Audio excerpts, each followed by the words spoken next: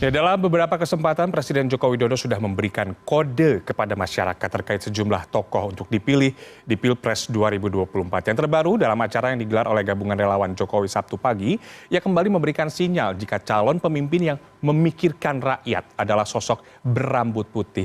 Untuk mengulas endorse politik ala Jokowi ini, kita telah bergabung bersama kami via Zoom, pakar komunikasi politik Gun Gun Herianto. Selamat malam, Mas Gun Gun. Salam sehat. Selamat malam, Mas Taufik. Ya, salam sehat selalu untuk kita semua. Tadi kita sudah mendengarkan ya, Jokowi ini memang dikenal suka memberikan kode-kode terkait siapa yang akan menjadi suksesornya nanti. Dan hari ini di GBK, di hadapan relawannya, Jokowi terkesan mengendorse salah satu figur. Wajah keriput, rambut putih, apakah yang dimaksud ini adalah Ganjar Pranowo? Iya, kalau melihat proses komunikasi yang dibangun Pak Jokowi ya di forum yang tadi berlangsung, itu menurut saya memang ini strategi yang disebut dengan polisemi ya, membangun komunikasi multi makna. Dan salah satu yang kemudian dimunculkan dalam konteks strategi tadi ya, itu adalah politik asosiatif. Jadi membangun semacam asosiasi politik, pernyataannya itu mengarah ke salah satu sosok ya, padahal sebenarnya kalau kita bicara narasi umumnya itu kan bersifat normatif, betul nggak? Atau coba perhatikan, itu kan bicara soal misalnya bagaimana pemimpin yang betul-betul bekerja di masyarakat, tetapi kemudian ada semacam karakteristik atau pensifatan dari apa yang kemudian ditonjolin, contohnya misalnya ciri fisik ya, seperti keriput ya, kemudian di muka ya, kemudian juga rambut putih. Itu kemudian kalau kita bicara rambut putih, maka politik asosiatifnya masuk tuh, yaitu mengarah atau punya tendensi, sebut aja tadi Mas Taufik bilang kode gitu ya, ke salah satu sosok yang berpotensi maju juga di 2024, sebut aja nama Pak Ganjar Pranowo.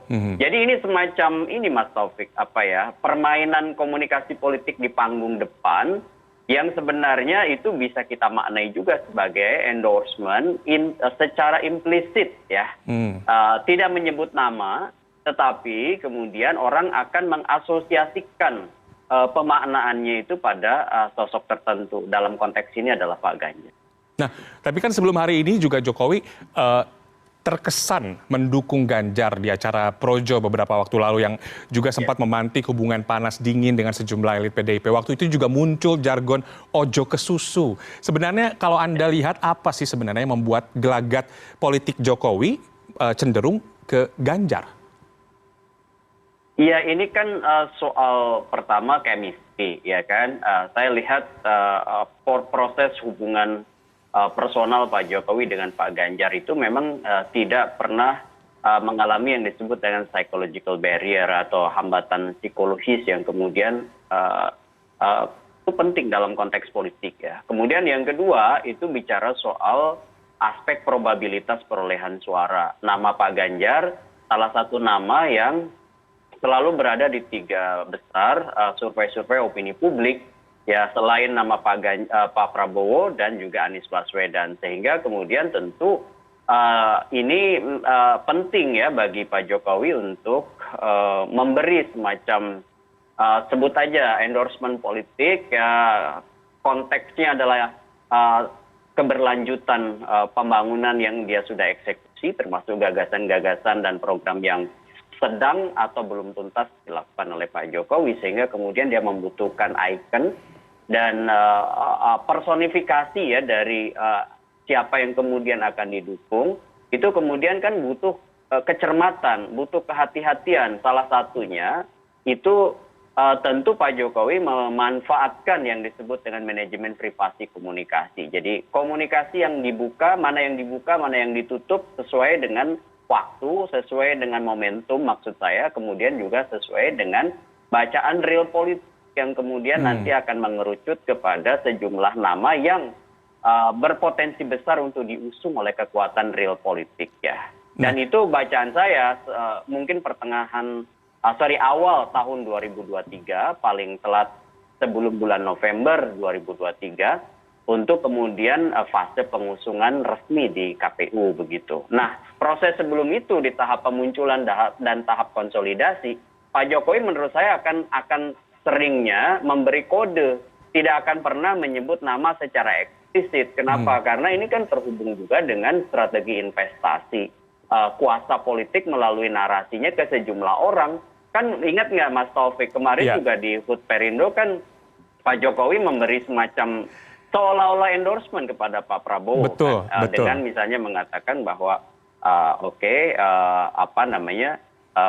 jatahnya Pak Prabowo begitu ya kan, setelah dia jatahnya Pak Prabowo. Itu kan kalimat yang sebenarnya menurut saya juga tidak bisa dibaca linier. Apakah kemudian dukungan Jokowi sudah pasti ke Pak Prabowo? Belum tentu ya kan. Ini kan sekali lagi yang saya sebut tadi semacam investasi narasi, dan itu menunjukkan Pak Jokowi sedang membangun ya hubungan kuasa dengan siapapun yang potensial maju di 2024 dan berada dalam circle-nya dia. Pak Prabowo sekarang kan juga berada di circle-nya dia, kemudian Pak Ganjar berada di circle-nya dia, dan proses itu kan menurut saya akan dilihat berdasarkan 3 pertimbangan. Pertama adalah internal PDI Perjuangan, siapa yang kemudian nanti pada akhirnya diusung begitu oleh PDI Perjuangan, dan ini bicara soal hak prerogatif Bu Mega, apakah Puan Maharani atau Ganjar Pranowo. Kemudian yang kedua, bicara soal aksi reaksi kekuatan real politik lain, seperti misalnya kita sebut misal posisi KIB yang bisa swing, ya kan, bisa mengayun ya, dan itu bagaimana kemudian juga nanti bisa dibaca bandulnya itu mengayun ke siapa, apakah jadi misalnya mengusung pasangan capres cawapres dari pihaknya, atau baliknya misalnya dia berpotensi untuk mengambil pihak lain. Sebut aja salah satu yang berpotensi diambil itu kan juga Ganjar Pranowo begitu. Ya. Tapi kalau dilihat secara sejak 2014 sejak kampanye Jokowi, gaya komunikasi Jokowi ini amat sederhana, terutama ketika berhadapan dengan para relawan. Dia tampak sering memberikan kode, kemudian juga tampak lebih lepas. Dan salah satu juga yang selain tadi rambut putih, kemudian wajah berkeriput, ada juga satu sinyal kode, ia tidak ingin pemimpin berikutnya adalah orang yang hanya suka duduk di istana ber-AC dan dingin, tidak mau bertemu dengan rakyat begitu. Apakah ini kode untuk seseorang? Kita akan dengarkan dulu pernyataan dari Jokowi berikut ini. Jangan sampai kita memilih pemimpin yang nanti hanya senangnya duduk di istana yang AC-nya dingin.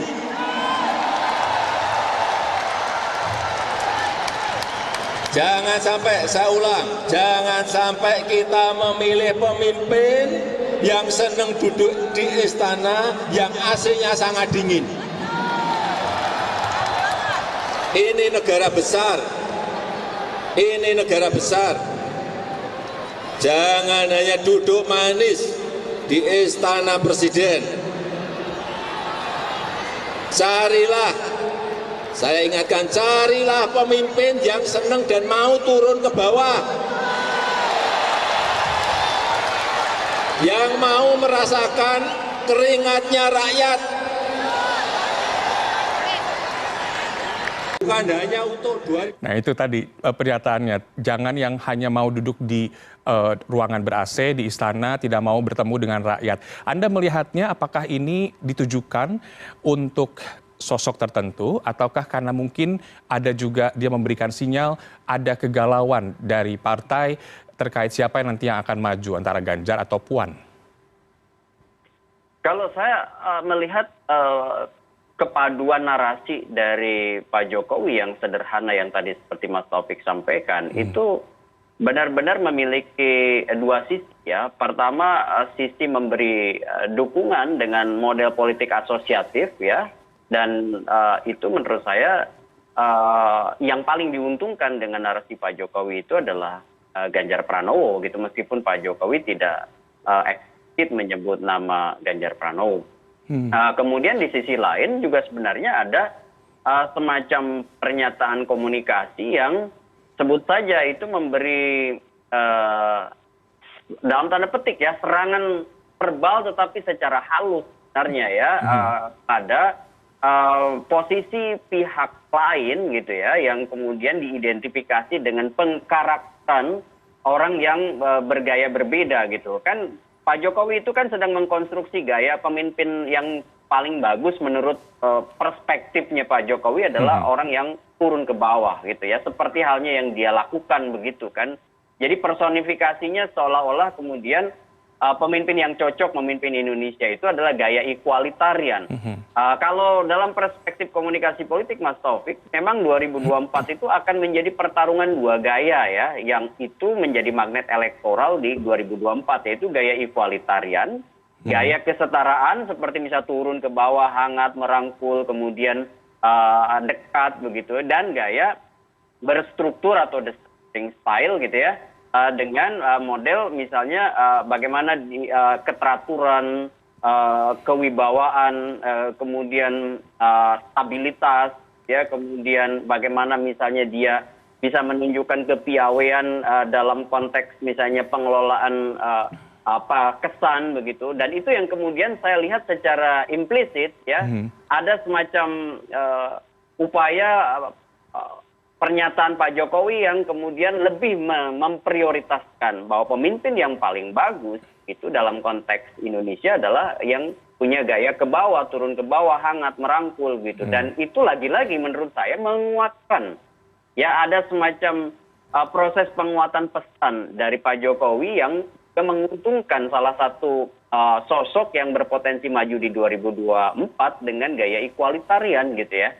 Dan dari sini kita bisa baca bahwa sebenarnya ada intensitas ya, ada intensitas pesan yang kecenderungan mengarah ya, secara implisit itu kepada salah satu sosok, sebut aja Ganjar Pranowo. Meskipun Pak Jokowi tidak mengeksplisitkan nama, tetapi kemudian ini menjadi semacam bacaan publik yang menghidupkan ya, disebut saja itu manajemen isu dalam konteks misalnya perbincangan media, berarti terhubung dengan framing ya, kemudian juga perbincangan warga, terutama lebih khusus lagi menghidupkan yang disebut dengan motivasi dan emosi dari para relawan. Kenapa? Kan otomatis kan itu dalam tanda petik ya bisa membakar semangat para relawan yang sudah berkumpul, dan mereka tentu akan menghidupkan lagi jejaring ya dari pusat hingga daerah.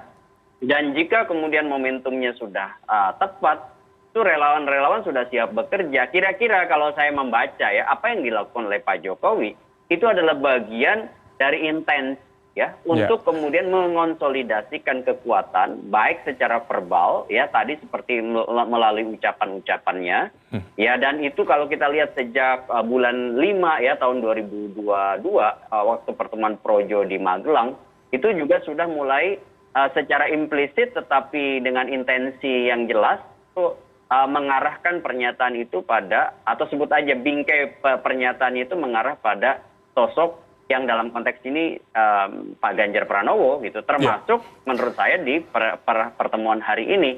Dan ini kan kemudian ya menguntungkan sekali bagi semangat para relawan yang seolah-olah kemudian Pak Jokowi sudah mengeksplisitkan nama ya.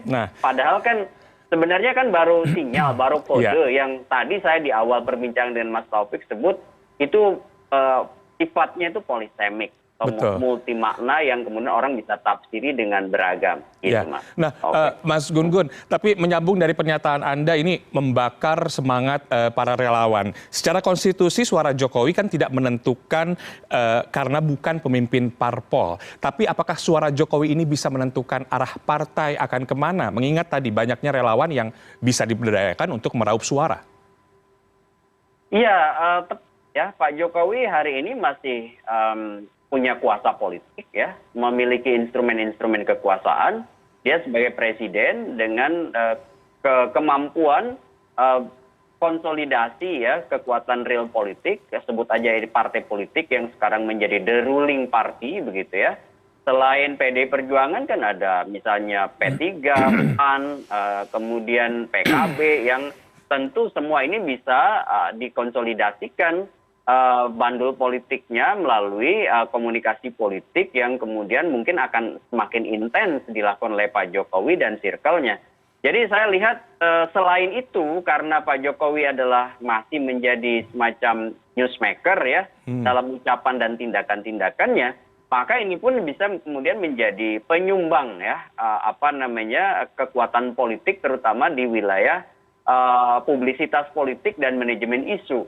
Terbukti misalnya dari pernyataannya hari ini pun kan media rame-rame kemudian memperbincangkan termasuk kita sore hari malam hari ini dan itu kemudian kan menjadi semacam proses yang akan menguntungkan ya bagi Jokowi di satu sisi dan ada semacam keuntungan juga bagi tokoh-tokoh atau sosok-sosok yang kemudian diasosiasikan.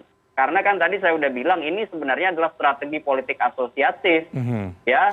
Meskipun tidak eksplisit menyebut nama, tapi kemudian publik akan mengasosiasikan dan memang secara sengaja Pak Jokowi tidak akan mengeksplisitkan nama sampai, menurut saya bahkan sampai Februari 2024, ya posisi Pak Jokowi itu akan semacam melakukan permainan-permainan bahasa, permainan-permainan komunikasi dengan impression management mengarah gitu pada salah satu sosok, tetapi tidak akan pernah mengeksplisitkan. Kenapa? Karena kan bagaimanapun dia akan membagi semacam proses konsolidasi di belakang layar dengan manajemen privasi komunikasi di muka publik gitu ya. Kalau konsolidasi di belakang layar menurut saya Mas Taufik dia akan intens dan mengarah pada satu sosok ya, tetapi di muka publik dia akan membuat polisemi. Kenapa? Karena ini bicara soal menjaga relasi kuasa juga dengan aktor-aktor lain yang potensial maju di 2024. Sebut aja misalnya Pak Prabowo. Ya, who knows misalnya Mas Taufik kalau pada akhirnya Bu Mega misalnya ternyata memang benar-benar memajukan Puan. Ya kan, maka Pak Jokowi tentu harus punya the best alternatif ya untuk menegosiasikan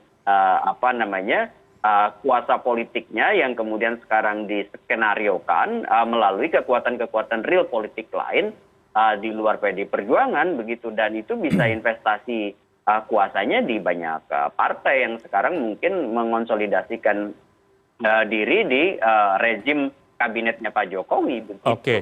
Oke. Ya. Kita akan dengarkan satu lagi pernyataan Jokowi yang terbaca sebagai kode untuk salah satu figur. Kita dengarkan berikut ini. Bukan hanya untuk 2024, bukan hanya untuk 2029, tetapi untuk Indonesia Emas 2045 dan seterusnya. Oleh karena itu, jangan hanya karena kepentingan sesaat, karena kepentingan jangka pendek, jangan karena kepentingan politik, kemudian lupa menjaga keberlanjutan pembangunan yang setelah kita mulai. Kemudian menjaga juga, jangan lupa menjaga agar yang sudah di jalur yang tepat ini, yang sudah on the right track ini, terus bisa dilanjutkan. Nah, dari hasil beberapa survei kan sudah ada 3 nama teratas nih untuk capres begitu ya. Ada Ganjar, kemudian Prabowo, dan Anies. 2 sudah diberi kode. Yang satu lagi kenapa belum ya? Iya, ini dengar pernyataan yang barusan Mas Taufik menarik nih. Pernyataan Pak Jokowi soal keberlanjutan kan. Ya, jadi betul. sebenarnya kepentingan utama Pak Jokowi adalah menjaga keberlanjutan pembangunan yang sudah dia eksekusi di era kekuasaannya, periode pertama, periode kedua, maupun yang mungkin belum capai atau belum tuntas. Sehingga dia seolah dengan pernyataan ini ingin menunjukkan secara eksplisit bahwa siapapun yang kemudian maju di 2024, itu Pak Jokowi punya kepentingan untuk kemudian memberi semacam dukungan. Kenapa? Dukungan itu penting bagi keberlanjutan apa yang sudah dia lakukan hari ini yang kebetulan banyak juga belum tuntas, misalnya seperti IKN ya, proyek krusial. Dan Pak Anies menurut saya kadung diasosiasikan itu bukan berada di circle-nya Pak Jokowi begitu. Betul. Ya, sehingga kemudian menjawab pertanyaan Mas Taufik tadi kenapa Pak Anies tidak disebut, padahal misalnya di tingkat survei opini publik tiga nama teratas itu ada Pak Prabowo, ada Pak Ganjar, ada Pak Prabowo, dan ada Pak Anies Baswedan. Saya lihat memang bukan hanya semata-mata kongsi politiknya yang akan berbeda, ya, tetapi soal hubungan-hubungan politik baik saat Pak Anies sebagai gubernur, ya, maupun setelahnya, artinya sekarang menuju 2024 itu Pak Anies memang akan berbeda arus gitu, berbeda akar rumput, ya, berbeda juga kemudian mungkin afiliasi politik dengan, sebut aja misal sekarang dia sudah diusung Nasdem, tetapi kemudian kan kita bisa lihat potensi Nasdem itu berkongsi kan dengan PKS dan dengan Demokrat, artinya dua partai yang secara eksplisit itu berada di luar ruling party hari ini, ya kan. The ruling party hari ini tidak mengakomodir PKS dan tidak mengakomodir Demokrat. Artinya kalau kita bisa lihat pertarungan 2024 yang kemudian tentu dibaca sebagai kepentingan Jokowi, memenangkan figur-figur yang di luar Anies Baswedan. Itu jelas lah, eksplisit lah menurut saya, ya. Kenapa? Karena keberlanjutan, meskipun Pak Anies Baswedan beberapa kesempatan selalu mendengungkan bahwa dirinya itu adalah representasi dari continuity and change, dia bilang gitu, ya, keberlanjutan dan perubahan. Tetapi dalam konteks dimensi politik yang sifatnya rivalitas, ada kontestasi, itu tidak bisa ambigu seperti itu. Jadi tidak bisa misalnya merepresentasikan keberlanjutan sekaligus perubahan, karena pada akhirnya kemudian sebagai petarung, ya, sebagai kandidat, dia harus kemudian memilih posisi, dan posisi itu terhubung juga nanti dengan persuasi ke basis pemilih yang kebetulan kalau saya lihat pergerakannya di hampir data-data banyak lembaga survei, orang-orang yang kecenderungan berbeda afiliasi dengan Pak Jokowi hari ini, itu kecenderungannya tidak memilih, gitu, ya, Ganjar Pranowo, melainkan memilih figur lain. Salah satu figur yang kemudian dipertimbangkan untuk menjadi representasi, ya, dari kelompok berbeda dengan Jokowi itu adalah Anies Baswedan, gitu. Tapi apakah nanti justru ini akan memecah suara dari para relawan, karena kita sudah lihat sendiri ada yang mendukung Prabowo, kemudian ada juga yang mendukung Ganjar, katakanlah begitu. Hingga akhirnya nanti apakah memungkinkan akan terpecah suara relawan ini pada Pilpres 2024?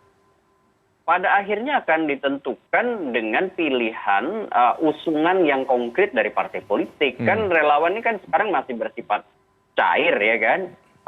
Kenapa? Karena figur-figur yang kemudian definitif maju sebagai kandidat capres, menjadi top of the ticket atau menjadi wapres, gitu, ya, capres maupun cawapres itu kan belum sampai di titik deklarasi resmi sebagai paket pasangan yang akan diusung di KPU. Nah, sekarang ini fase menurut saya baru fase kedua, Mas Taufik. Jadi ada 3 fase kan. Pertama itu kan yang disebut dengan stage of brainstorming, ya. Pertama itu orang kemudian panggungnya itu baru memperbincangkan nama, sejumlah nama siapapun yang kemudian berpotensi, ya, disebut namanya. Itu sudah kita lalui 1 tahun belakangan lah. Nah, 2-3 bulan belakangan ini itu sudah menurut saya sudah masuk ke fase yang kedua, yaitu stage of consolidation. Jadi opini itu mengonsolidasikan diri pada figur potensial. Makanya kemudian nama-nama itu dari sejumlah nama yang banyak kerucut menjadi 3. Yang paling misalnya potensial punya yang disebut dengan modal dasar elektoral, baik itu popularitas, ya, maupun elektabilitas, ya, maupun akseptabilitas, begitu. Jadi sebut aja nama Pak Prabowo, nama Pak Ganjar, nama Pak Anies, ya, itu baru fase kedua. Nah, di fase ketiga itu yang disebut dengan fase solid stage, yang itu menurut saya awal tahun 2023 hingga pertengahan, paling telat mungkin 1 bulan sebelum bulan November kalau sampai injury time, ya. Itu kemudian baru nama itu benar-benar eksplisit dan itu kemudian dideklarasikan sebagai paket nama capres maupun cawapres. Ya, Gitu. tapi langkah safari politik para relawan ini juga menuai kritik. Jokowi dianggap melakukan pembiaran, bahkan dibilang terkesan merawat para relawan. Salah satunya kekhawatiran akan ada banyak kepentingan yang disalurkan lewat kegiatan safari politik para relawan ini. Pandangan Anda seperti apa? Ya, sekarang ini kan pasti jangkar-jangkar lama yang mungkin sudah mengonsolidasikan diri sejak 2014, 2019 itu akan bertransformasi ya di 2024. Baik dengan organ yang dengan nama lama maupun bisa aja dengan organ-organ baru yang kemudian berkelindan menurut saya dengan jaringan-jaringan baru, penetrasi baru dari para kandidat. Kalau soal bagaimana misalnya fragmentasi itu terjadi, itu tidak bisa dihindari. Memang akan terfragmentasi ya, apalagi misalnya nanti Pak Anies Baswedan di satu sisi didukung oleh Nasdem dan jadi kemudian bisa mengonsolidasikan poros dengan Nasdem dan Partai Demokrat, itu pasti itu akan kemudian juga kan membangun jejaring relawan. Dan salah satu menurut saya tumbang relawan-relawan yang kemudian akan mengusung Anies itu bisa kemudian terhubung misalnya dengan Pilkada DKI 2017, kemudian juga mungkin sebagian diantaranya yang mendukung Pak Prabowo di 2019, yang kecewa karena Pak Prabowo masuk kabinet. Otomatis kan kalau kita lihat grassroots, relawan, tim sukses, itu salah satu yang kemudian kita bisa identifikasi adalah mereka yang menghendaki perubahan dari eranya Pak Jokowi. Sementara misalnya yang mendukung Ganjar Pranowo atau mengusung Pak Prabowo, jangkar-jangkarnya tentu juga yang sekarang mungkin menginginkan keberlanjutan pemerintahan era Pak Jokowi. Nah, masalahnya adalah apakah nanti PDI Perjuangan mengambil opsi untuk memajukan Puan karena soal peluang Puan untuk kemudian misalnya maju di 2024, atau misalnya dia mempertimbangkan keuntungan dalam kekuasaan PDI Perjuangan dengan mengusung figur ya dengan potensi kemenangan lebih tinggi karena tingkat elektabilitasnya lebih tinggi, misalnya sebut aja Ganjar Pranowo. Nah ini itu menurut saya akan jadi full pengubah. Game changernya menurut saya Mas Taufik masih tetap ada di Bu Mega. Bagaimana keputusan Bu Mega nanti di 2023 dalam konteks pengusungan kandidat yang diusung PDI Perjuangan itu akan menentukan bandul-bandul politik itu kemudian mengonsolidasikan dirinya seperti apa. Termasuk menurut saya apakah nanti terjadi koalisi besar ya. Kita kan membayangkan sekarang koalisi lebih dari 2 kan. Koalisinya Pak Anies Baswedan, misalnya sebut aja Nasdem, Demokrat, PKS. Kemudian kita membayangkan ada koalisi poros Pak Prabowo, Gerindra, PKB, ada juga misalnya PDI Perjuangan di sisi yang lain. Tetapi kemudian jangan lupa masih ada KIB yang bisa swing, dan itu kemudian akan menurut saya akan menunggu momentum bagaimana misalnya PDI Perjuangan memutuskan siapa yang menjadi kandidat yang diusung. Sehingga proses swingnya KIB ini juga masih memungkinkan kemudian nanti ada peta yang berubah, misalnya bisa aja koalisi besar terjadi dalam konteks misalnya konsolidasi kekuatan real politik. Apa yang bisa menjamin misalnya Gerindra, PKB, kemudian KIB itu juga bisa berada dalam satu kongsi besar ya, untuk kemudian menjadi semacam representasi kuasa politik Jokowi begitu ya kan. Tapi ini menurut saya makanya relawan masih terfragmentasi dan masing-masing pihak kemudian sekarang berafiliasi ke figur atau patronnya. Ini kan patron klaim nih. Patronnya Pak Anies menjadikan Pak Anies sebagai patron, menjadikan Prabowo sebagai patron, termasuk juga Pak Ganjar. Nah, dalam konteks patron-patron yang kemudian akan maju di 2024 itu jangan lupa juga ada para kingmaker atau queenmaker, termasuk juga sejumlah kuasa ekonomi ya yang akan berinvestasi dalam konteks misalnya tahun 2024. Ini yang disebut dengan mereka yang bermain di cost of entry ya, biaya masuk gelanggang pertarungan, dan itu biasanya juga menentukan meskipun tidak terekspos oleh publik dalam perbincangan-perbincangan di media. Ya. Gitu. Terakhir pertemuan relawan tadi dan seperti yang Anda sebutkan bahwa kemungkinan akan ada konsolidasi besar partai-partai begitu, koalisi besar partai-partai, apakah bisa jadi langkah perpanjangan masa jabatan Presiden Jokowi menjadi 3 periode, Mas Gun-Gun?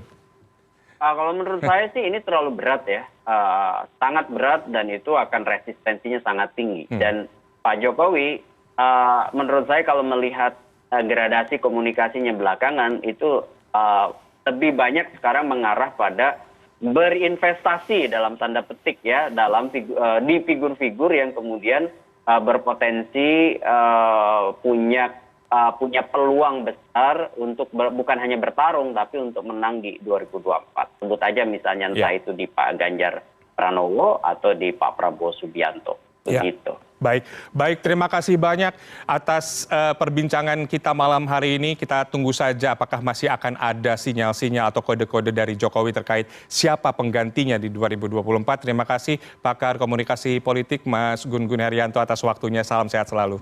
Selamat malam. Sehat Mas. Baik.